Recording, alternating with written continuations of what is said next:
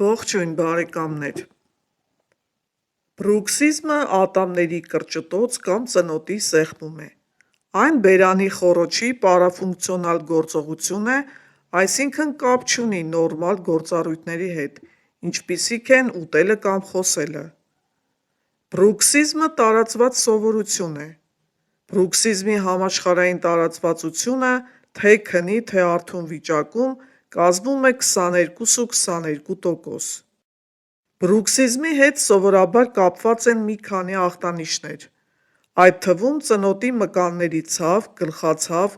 ատամների գերզգայունություն, ատամների մաշվածություն և ատամնաբուժական վերականգնումների, օրինակ պսակների և լիցքերի վնասում։ Ախտանիշները կարող են նվազագույն կերպով դրսևորվել և չնկատվել հիվանդի կողմից։ Եթե ոչինչ չարվի, ժամանակի ընթացքում բազմաթիվ ատամներ սկսում են մաշվել, ընդհուպ մինչև ատամի ամբողջական կորուստ։ Եթե մարդիկ ունենում են բրուքսիզմ, կարող են անգիտակցաբար սեղմել ատամները, երբ արթուն են, կամ սեղմել կրճտացնել դրանք քնի ժամանակ։ Քնի բրուքսիզմ։ Քնի բրուքսիզմը համարվում է քնի հետ կապված շարժողական խանգարում։ Մարդիկ, ովքեր քնի ժամանակ սեղմում կամ կրճտացնում են իրենց ատամները, ավելի հավանական է, որ ունենան քնի այլ խանգարումներ ևս, ինչպիսիք են խռմփոցը և քնած ժամանակ շնչառության կարճատև ընդհատումները, քնի ապնոեն։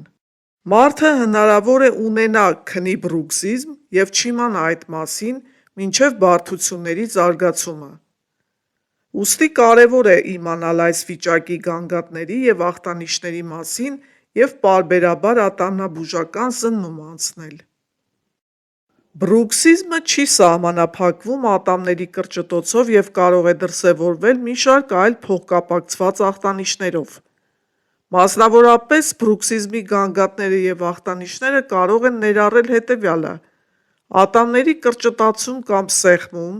որը կարող է բավականաչափ բարձր լինել, որ քնից արթնացնի կողքի քնածներին։ Ատամի մաշված էմալ, որը մերկացնում է ատամի ավելի խորը շերտերը, ատամի ցավ, հոգնած կամ ձգված ծնոտի մկաններ, ստորին ծնոտի, պարանոցի կամ դիմային ցավ կամ ցավոտություն, քունքերից սկսվող բութ գլխացավեր, ցավ, որը նման է ականջի ցավին, սակայն իրականում ականջի հետ կապված խնդիր չէ, այտի ներսում ծամելուց առաջացած վնասում, քնի խանգարում։ Այնուամենայնիվ, որոշ մարդիկ, ովքեր գիշերային քնի մեջ կրճտացնում են ատամները, որևէ այլ գանգատ, ախտանիշ կամ առողջական խնդիր չեն ներկայացնում։ Պետք է պայմանավորվել և այցելել ատամնաբուժին կամ բժշկին, եթե ունեք այդ թվարկված ախտանիշներից որևէ մեկը կամ ունեք այլ մտահոգություններ ձեր ատամների կամ ծնոտի հետ կապված։ Եթե նկատում եք, որ երեխան կրճտացնում է ատամները կամ ունի բրուքսիզմի այլ գանգատներ կամ ախտանիշներ, անպայման նշեք այդ մասին ձեր երեխայի ատամնաբուժի հետ հաջորդ հանդիպման ժամանակ։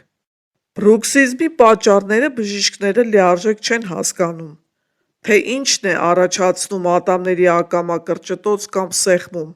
սակայն այս վիճակը կարող է պայմանավորված լինել ֆիզիկական, հոգեբանական և գենետիկ ժառանգական գործոնների համակցությամբ։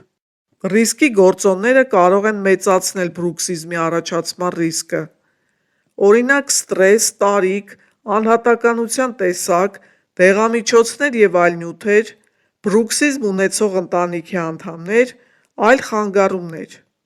Երբեմն մարդիկ դիմում են իրենց բժիշկներին գլխացավերի կամ պարանոցի ցավերի կապակցությամբ և պարզվում է, որ դրանց պատճառը հենց ատամների կրճտոցն է։ Ատամների կանոնավոր զննման ժամանակ ատամնաբուժը ամենայն հավանականությամբ կստուգի ատամների կրճտոցի ախտանիշների առկայությունը։ Եթե կա որևէ նախանշան, ատամնաբուժը հաջորդ մի քանի այցերի ընթացքում կստուգի ատամների և բերանի խոռոչի փոփոխությունները, որ գնահատի, թե արդյոք գործընթացը հարաճուն է և պարզի, թե արդյոք բուժում է պետք ձեզ։ Եթե ատամնաբուժը կասկածում է, որ ունեք բրուքսիզմ, փորձում է պարզել դրա պատճառը, հարցեր տալով ձեր բերանի խոռոչի և ատամների ընդհանուր առողջական վիճակի, օգտագործվող դեղերի, առօրյայի և քնի սովորույթների մասին։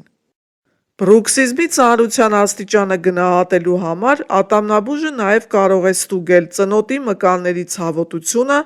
ատամնաշարի ակնհայտ շեղումները, ատամների ծնոտի ոսկորների և այտերի ներսի այլ վնասվածքները, սովորաբար ռենտգեն հետազոտության օգնությամբ։ Ատամնաշարի զննումը կարող է հայտնաբերել այլ խանգարումներ, որոնք կարող են առաջացնել ծնոտի կամ ականջի ցավին նմանվող նման գանգատներ, ինչպիսիք են քունքստործնոտային հոդի հիվանդությունները, ատամների հետ կապված այլ խնդիրները կամ այլ առողջական վիճակները։ Եթե հավանական է, որ բրուքսիզմը կապված է քնի խնդիրների հետ, ձեր բժիշկը կարող է խորհուրդ տալ քնի մասնագետի խորհրդատվություն։ Ատամների կրճտոցով ոչ յուրաքանչյուր մարդ բուժման կարիք ունի։ Վաղ մանկական տարիքում կաթնատամների կրճտոցը նորմայից շեղում չի կարելի համարել, եթե դա հաճախակի չի լինում և տևական չէ։ Չի բացառվում նաև, որ երեխան կրճտացնում է ատամները յուրովի ուսումնասիրելով դրանք և ատամների հնարավորությունը։ Բազմաթիվ երեխաներ առանց բուժման հաղթահարում են ատամների կրճտոցը և բազմաթիվ չափահասներ այնքան վատ չեն կրճտացնում կամ սեղմում իրենց ատամները, որ բուժման կարիք ունենան։ Այնուամենայնիվ, եթե խնդիրը լուրջ է, տարբերակները ներառում են որոշակի ատամնային մոտեցումներ,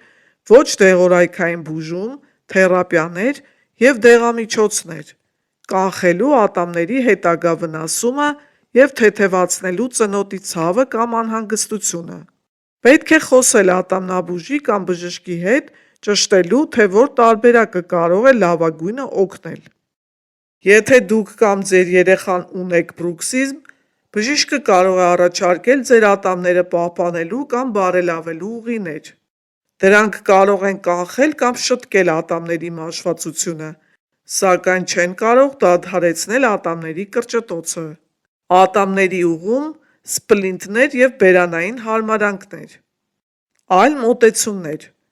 Այս տարբերակներից մեկը կամ մի քանիսը կարող են օգնել ատամների կրճտոցից ազատվելուն։ Սթրեսի կամ անհանգստության կառավարում, վարքագծի փոփոխություն, կենսահետադարձ կապ։ Դեղորայքային բուժում։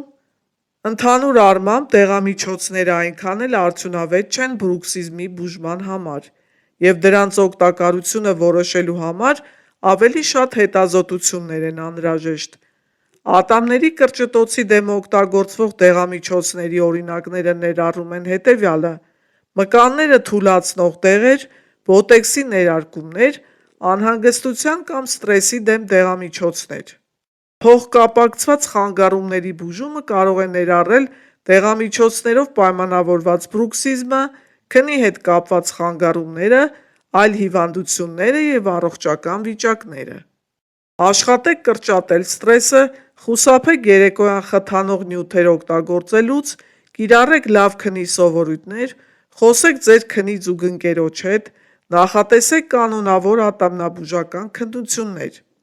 Այս ամենը կարող եք անել ձեր ինքնօգնության քայլերի համար։